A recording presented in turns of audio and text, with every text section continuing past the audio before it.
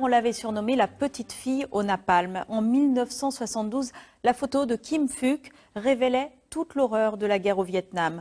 Aujourd'hui, elle témoigne à Angers dans le cadre des Octovales, 8 journées pour la paix dans le monde. Éric Aubron, Gwenaël Riet.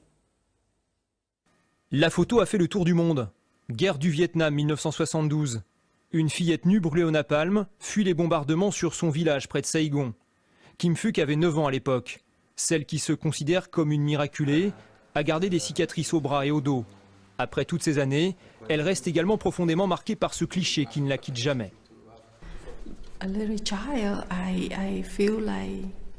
Enfant, je me sentais gênée, je ne l'acceptais pas. Mais quand j'ai vu mes frères, mes cousins et toutes mes cicatrices partout comme ça,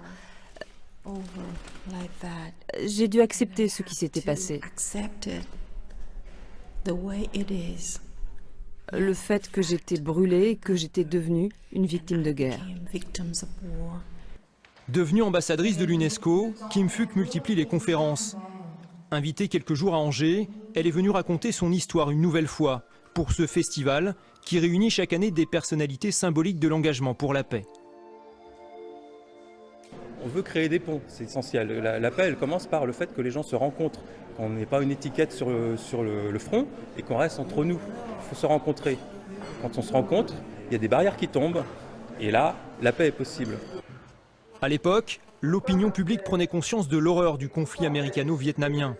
Aujourd'hui, cette image fait écho à une autre photo choc qui a fait l'actualité, celle d'Elan, ce petit réfugié syrien retrouvé mort noyé sur une plage turque.